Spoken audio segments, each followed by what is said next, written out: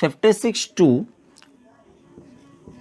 1B को, और 56 to 1B क्या होता है? Casual income.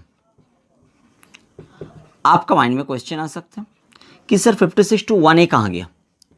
56 टू 1 के बाद तो 1A होना चाहिए, 1B क्यों लिख रहे हैं? 1A बेसिकली रेफर कर रहे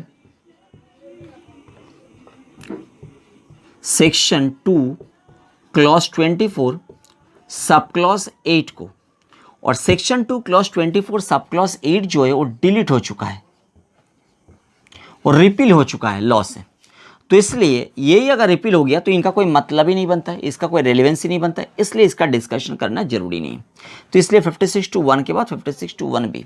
56 टू 1B बता रहा है कैजुअल इनकम, और कैजुअल इनकम में कौन कौन सा इनकम आ रहा है? बेसिकली कैजुअल इनकम मतलब वो इनकम जो सेक्शन 2 क्लॉज 24 सब क्लॉज 9 में आता है। अब जब बेसिक क्लास किया था, आपका जो स्टडी मटेरियल पार्ट 1 है, वो स्टडी मटेरियल पार्ट 1 सीरीज 1 में जो बेसिक कॉन्सेप्ट दिया हुआ है, आपने वो क्लास किया है। वो बेसिक कॉन्सेप्ट का क्लास में आप वहाँ पे स्टडी मटेरियल में जाके सेक्शन 2 क्लॉज 24 सब क्लॉज 9 को निकालो। वहाँ जो इनकम लिखा हुआ है वही है कैजुअल इनकम। वहाँ क्या लिखा हुआ है देखिए, वहाँ ये सब लिखा हुआ है, विनिंग फ्रॉम लॉटरीज, विनिंग, यहाँ विनिंग टैक्सेबल हो रहा है, देखिए winning from lotteries, winning from lotteries. Next crossword puzzles, crossword puzzles आप लोग जानते हो, न्यूज़पेपर वगैरह में आता है। क्रॉसवर्ड पजल्स, रेसेस, कोई भी रेस आ सकता है, रेसेस इंक्लूडिंग हॉर्स रेसेस, यहां से आपने विनिंग किया, races including horse races. Card games,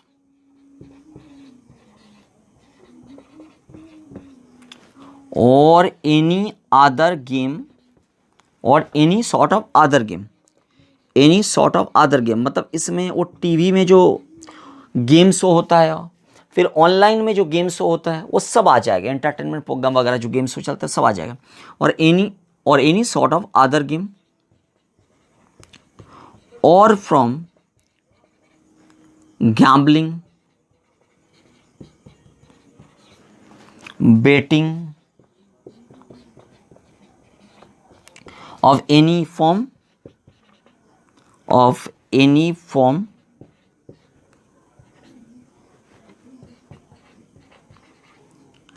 or any nature whatsoever, इनको बोलते हैं कैजुअल इनकम। बेसिकली आपको यहां ध्यान देना पड़ेगा, गवर्नमेंट ने यहां पे बहुत सुंदर, लॉ मेकर ने यहां पे बहुत सुंदर प्रोविजन बनाया।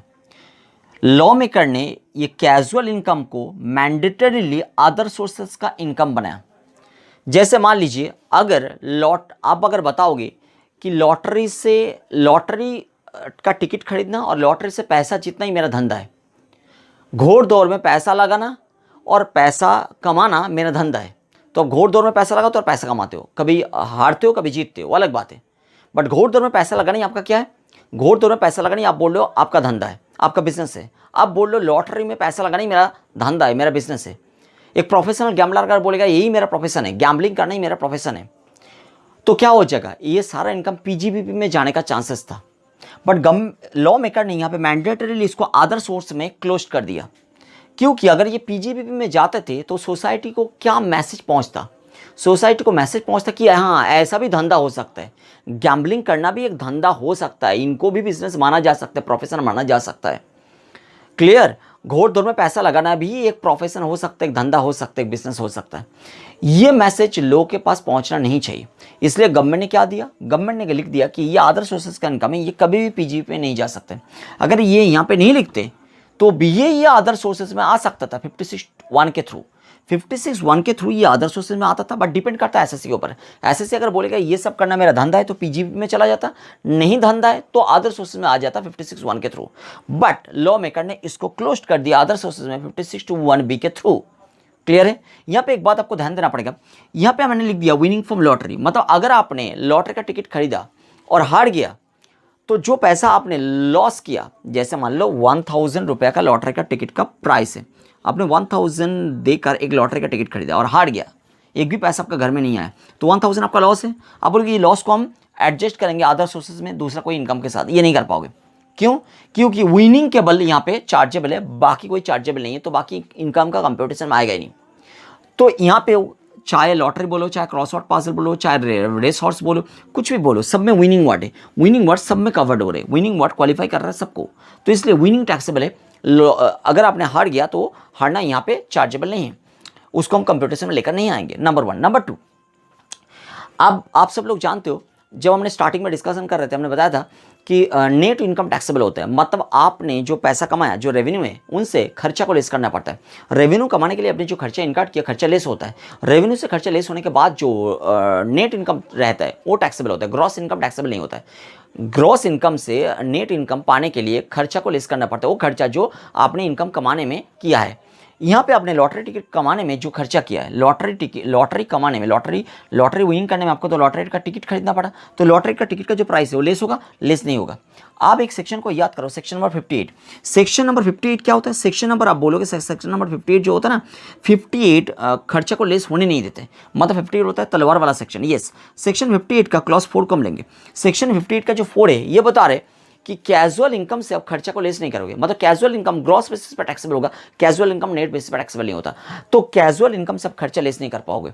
कैजुअल इनकम कमाने में जो भी खर्चा किया वो लेस नहीं होगा। अगर मान लीजिए आपने लॉटरी का टिकट खरीदा था 10,000 का, आपने 10,000 का लेकर 10,000 रुपये का लॉटरी का टिकट खरीदा, और ये लॉटरी का टिकट में से आप 10 लाख रुपया विन कर पाए, तो आप क्या बताओगे? आप बोलोगे सर 10 लाख रुपया मेरा पूरा टैक्सेबल नहीं होना चाहिए, 10 लाख तो ग्रॉस इनकम है, वहाँ से खर्चा को लेस करो 10,000 खर्चा लेस होगा। उसका मतलब क्या है? उसका मतलब हो जाए 9,90,000। तो आपका हिसाब से अगर आप बोलोगे सर 9,90,000 टैक्सेबल होना चाहिए, पूरा 10 लाख टैक्सेबल नहीं होना चाहिए, ये बात हम नहीं मानेंगे। क्यों नहीं मानेंगे? क्योंकि 58(4) जो है ये 10,000 को लेस होने नहीं देंगे। 58 सेक्शन 58(4) बता रहे हैं, सेक्शन 58(4) बता रहे कि कैजुअल इनकम से खर्चा लेस नहीं होता है। ये नंबर 1 वाला पॉइंट को याद रखो।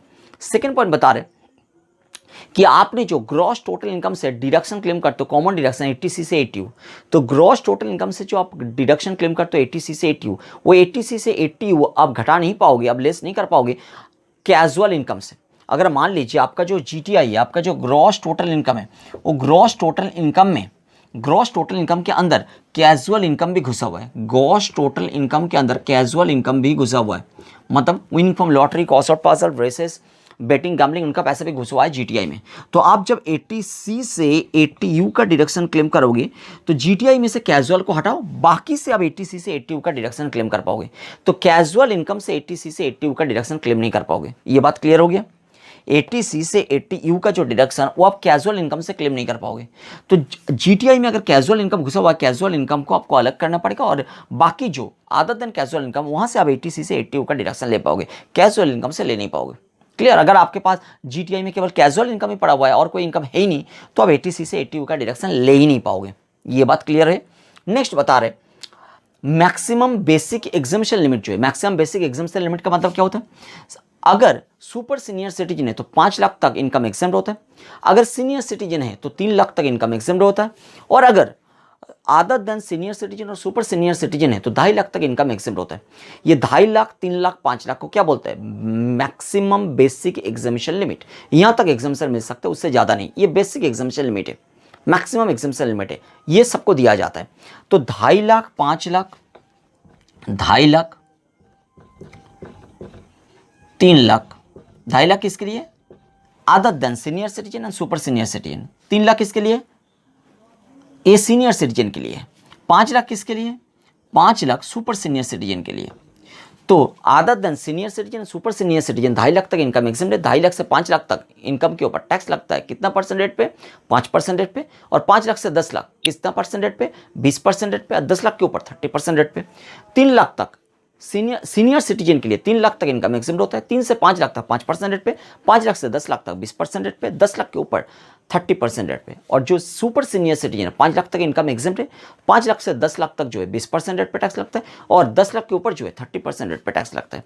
तो ये 2.5 लाख, 3 लाख, 5 लाख अलग अलग SSC के लिए अलग अलग बेसिक एग्जामिशन लिमिट है। अगर मान लीजिए आपका जो GTI है, GTI के अंदर आपका जो GTI है, GTI आपका जो, अच्छा टोटल इनकम, GTI नहीं लेंगे इस बार, लेंगे टोटल इनकम। मान लीजिए अभी टोटल इनकम ले रहे हैं, क्योंकि टोटल इनकम के ऊपर टैक्स लगता है और टोटल इनकम में से ये सब छूट मिलता है। ये तो जीटीआई से छूट नहीं मिलता है ना, 80C से 80U का डिडक्शन जीटीआई से होता है, इसलिए जीटीआई का रेफरेंस लिया था। बट जब मैक्सिमम बेसिक एग्जामिशन लिमिट का बात करेंगे, बेसिक एग्जामिशन लिमिट का बात करेंगे, ये तो टोटल इनकम से दिया जाता है। तो यहाँ पे हमको टोटल इनकम का डिस्कशन करना पड़ेगा। क्या डिस्कशन करेंगे, देखिए ये जो बेसिक एग्जामिशन लिमिट है, इनका डिस्कशन करने के लिए हम टोटल इनकम को लेकर आ रहे हैं। मान लीजिए ये टोटल इनकम में कैजुअल इनकम घुसा हुआ है। क्लियर? कितना कैजुअल इनकम? मान लीजिए 4 लाख कैजुअल इनकम है, और कोई इनकम है ही नहीं, केवल 4 लाख कैजुअल इनकम है। टोटल इनकम वही है, 4 लाख जो कैजुअल इनकम वही टोटल इनकम है, क्योंकि टोटल इनकम में और कुछ है ही नहीं। तो देखिए, अगर अदर देन सीनियर सिटीजन और सुपर सीनियर सिटीजन, मतलब 60 साल से नीचे का उम्र का कोई इंडिविजुअल को बात हम कर रहे हैं, तो 60 साल से नीचे कोई इंडिविजुअल है और उनका लॉटरी का इनकम है, एचयूएफ के लिए भी बात हम कर सकते हैं। तो इंडिविजुअल का, अभी इंडिविजुअल को लेकर उदाहरण ले रहे हैं, इंडिविजुअल का टोटल इनकम है 4 लाख और टोटल इनकम में केवल कैजुअल इनकम है, मतलब 4 लाख कैजुअल इनकम है। अच्छा, उनके लिए बेसिक एग्जामिशन लिमिट, वो 60 साल से नीचे का उम्र है, उनका बेसिक एग्जामिशन लिमिट कितना है? उनका बेसिक एग्जामिशन लिमिट है 2.5 लाख। तो क्या बोलेगा, 4 लाख में से 2.5 लाख को लेस करो, बाकी 1.5 लाख के ऊपर टैक्स दो। बाकी 1.5 लाख के ऊपर टैक्स मेरे से ले लो, क्योंकि मुझे तो गवर्नमेंट ने 2.5 लाख का एग्जामिशन लिमिट दिया है। तो मेरा इनकम अगर 4 लाख है तो 2.5 लाख के ऊपर तुम टैक्स नहीं देंगे। एक्स्ट्रा जो इनकम है 2.5 लाख से ऊपर जो है, एक्सेस जो इनकम है 2.5 लाख से ऊपर जो एक्सेस है, एक्सेस कितना है? 2.5 लाख से ऊपर 4 लाख तक कितना होगा? 1.5 लाख। 1.5 लाख के ऊपर हम टैक्स पे करेंगे, ये नहीं बोल सकते, क्योंकि ये basic exemption limit casual income के साथ एडजस्ट होता ही नहीं। अगर कोई सीनियर सिटीजन है और उनका इनकम, उनका exemption limit, basic exemption limit 3 lakh है, तो ये नहीं बोल पाएंगे कि 4 लाख में से 3 लाख को एडजस्ट करो, बाकी 1 लाख से टैक्स ले लो। ये 4 लाख तो पूरा कैजुअल इनकम है, तो कैजुअल इनकम से ये लिमिट का एडजस्टमेंट नहीं होता है। ये जो बेसिक एग्जामिशन लिमिट है, इनका एडजस्टमेंट नॉर्मल इनकम के साथ होता है, मतलब अदर देन कैजुअल इनकम के साथ होता है, कैजुअल इनकम के साथ होता नहीं। तो कैजुअल इनकम के बारे में हमने आपको कुछ टिपिकलिटी बता रहे हैं। कौन सा टिपिकलिटी? नंबर 1 हमने बताया कि कैजुअल इनकम वो इनकम टैक्सेबल होता है। कैजुअल अगर लॉस हुआ, वो लॉस आप सेटअप नहीं कर पाओगे अदर सोर्सेस हेड में। बात समझ में आया? कैजुअल इनकम केवल विनिंग वाला ही टैक्सेबल होता है, अदर सोर्सेस में लॉसेस को आप यहाँ पे आके एडजस्ट नहीं कर पाओगे। ये बात क्लियर था। सेकंड बात बताया कि कैजुअल इनकम कमाने में आपने जो खर्चा इनकाट किया वो खर्चा लेस नहीं होता है, कैजुअल इनकम ग्रॉस बेसिस पे टैक्सेबल हो जाता है। फिर हमने बताया था कि कैजुअल इनकम से 80C से 80U अब लेस नहीं कर पाओगे, मतलब आपका जीटीआई ग्रॉस टोटल इनकम में अगर कैजुअल इनकम है तो कैजुअल को अलग करो, बाकी अदर देन कैजुअल इनकम से आप 80C से 80U का डिडक्शन क्लेम कर पाओगे। और लास्ट में बता रहे हैं कि कैजुअल इनकम से आप बेसिक एग्जामिशन लिमिट का फायदा नहीं उठा सकते। बेसिक एग्जामिशन लिमिट का एडजस्टमेंट आप कैजुअल इनकम के साथ नहीं कर सकते, आप अदर देन कैजुअल इनकम के साथ कर सकते हो बेसिक एग्जामिशन लिमिट का एडजस्टमेंट। अच्छा, और एक यहाँ पे आप बात बताएंगे कि ये कैजुअल इनकम जो है, ये कैजुअल इनकम ग्रॉस बेसिस पर टैक्सेबल होता है। मतलब एक बात यहाँ पे याद रखो, ये सारा कैजुअल इनकम के ऊपर टैक्स लगता है। ये कैजुअल इनकम स्पेशल नेचर का इनकम है। आप जानते हो इनकम 2 प्रकार का होता है, एक होता है नॉर्मल इनकम, एक होता है स्पेशल इनकम। हमने स्टार्टिंग का क्लास में डिस्कस किया था। एक होता है स्पेशल इनकम। स्पेशल इनकम मतलब वो इनकम जिसके ऊपर इनकम टैक्स एक्ट ने रेट चढ़ाता है, और अदर देन स्पेशल इनकम मतलब नॉर्मल इनकम, नॉर्मल इनकम के ऊपर फाइनेंस एक्ट ने टैक्स रेट चढ़ाता है। फिनांस एक्ट टैक्स रेट चढ़ाता है अदर देन स्पेशल इनकम मतलब नॉर्मल इनकम के ऊपर, और स्पेशल इनकम को टैक्स रेट चढ़ाता है इनकम टैक्स एक्ट। तो ये स्पेशल इनकम है, क्यों? क्योंकि इनके ऊपर इनकम टैक्स एक्ट ने रेट चढ़ा रहा है। इनकम टैक्स एक्ट का सेक्शन कौन सा है? इनकम टैक्स एक्ट का सेक्शन है 115BB। तो 115BB के अनुसार इनके ऊपर रेट चढ़ेगा। इनकम टैक्स एक्ट बता रहे हैं 115BB के अनुसार इनके ऊपर टैक्स चढ़ेगा, और टैक्स का रेट बता दिया 30%। टैक्स का रेट कितना है? 30%। तो 30% रेट पे इनके ऊपर टैक्स चढ़ेगा। जैसे मान लीजिए आपने अगर 1 लाख रुपया का लॉटरी इनकम किया है, तो आपको टैक्स देना पड़ेगा 30%। मतलब 1 लाख में से 30,000 टैक्स आपको देना पड़ेगा, और आपके पास नेट इनकम क्या बचेगा? बाद में बचेगा 70,000। क्लियर? तो 1 लाख के ऊपर 30% टैक्स लग जाएगा। ये बात 115BB में लिखा हुआ है, 30% टैक्स लगा। और एक बात सुन लो, 2 सेक्शन को याद रखो। 194B जब टीडीएस का चैप्टर करेंगे वहां पे हम करेंगे 194B, एंड और एक आता है 194BB। 194B एंड 194BB ये क्या होता है सुनिए। 194BB टीडीएस का सेक्शन है, 194BB भी टीडीएस का सेक्शन है, मतलब टैक्स काटने का सेक्शन है। अब जब इनकम कमाते हो तो सोर्स में ही टैक्स काटा जाता है, बाद में आप पेमेंट करोगे, आपको गवर्नमेंट अप्रोच करेगा, आप पेमेंट नहीं करोगे तो गवर्नमेंट जाके इन्वेस्टिगेशन करेगा, आपको पकड़े। ये सब बहुत हेवी मेजर है। गवर्नमेंट इतना रिस्क लेना नहीं चाहते। गवर्नमेंट बोलते हैं जब आपको पैसा दिया जाएगा तभी टैक्स काटा जाएगा, तो जो आपको पैसा देगा वो टैक्स काट के पैसा देगा, और टैक्स का अमाउंट गवर्नमेंट तक पहुंचा देगा। तो बाद में आप इनकम को छुपा नहीं पाओगे क्योंकि आपका टैक्स गवर्नमेंट तक पहुंचा गया है। क्लियर। और टैक्स का रेट 194B 194B भी दोनों में टैक्स का जो रेट है वो है टैक्स नहीं, टीडीएस का रेट, टीडीएस का जो रेट है वो है 30%। मतलब इन सब इनकम का रेट भी 30% है और इन सब के ऊपर जो टीडीएस काटा जाता है उनका रेट भी 30% है। कैजुअल इनकम के ऊपर जो टैक्स लगता है उन टैक्स का रेट भी 30% है और कैजुअल इनकम के ऊपर जो टीडीएस काटा जाता है टीडीएस का रेट भी 30% है। बट टीडीएस का रेट दो जगह में दिया, 194B एंड 194B भी। ऐसा क्यों है? चलिए देखते हैं ऐसा क्यों। ये पूरा चीज अलग अलग कवरेज हो रहे हैं। देखिए, lottery, crossword puzzle,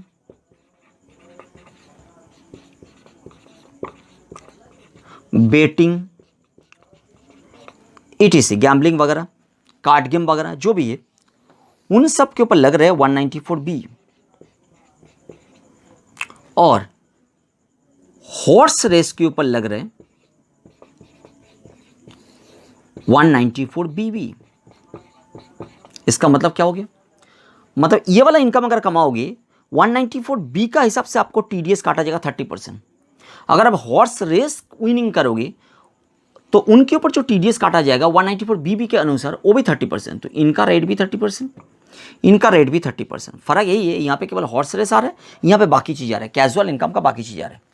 but other than horse race, races other than horse races, मतलब कैमल रेस वगैरह, races other than horse races, ये हम लिख रहे हैं, देखो इनको हटा रहे, races other than horse races.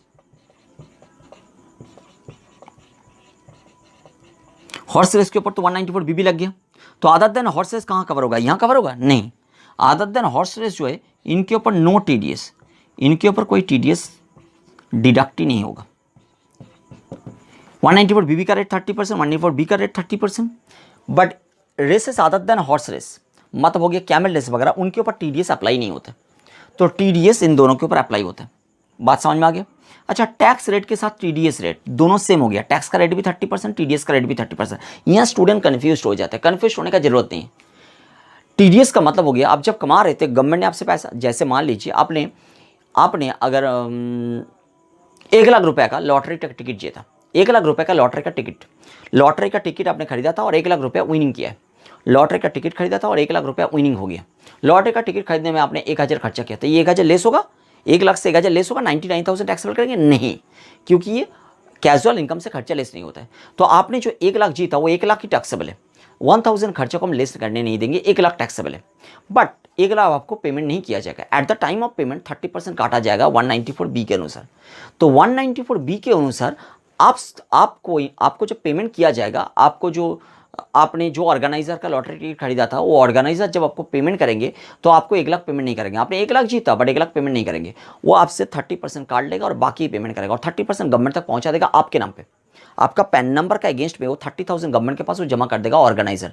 तो 1 लाख में से 30,000 अगर काट लेगा तो आपको कितना मिलेगा? आपको मिलेगा 70,000। तो 1 लाख में से 30,000 उन्होंने काट लिया और आपको कितना मिला? आपको मिला 70%, मतलब आपको मिल गया 70,000। तो आपको 70,000 मिला। आप क्या करोगे?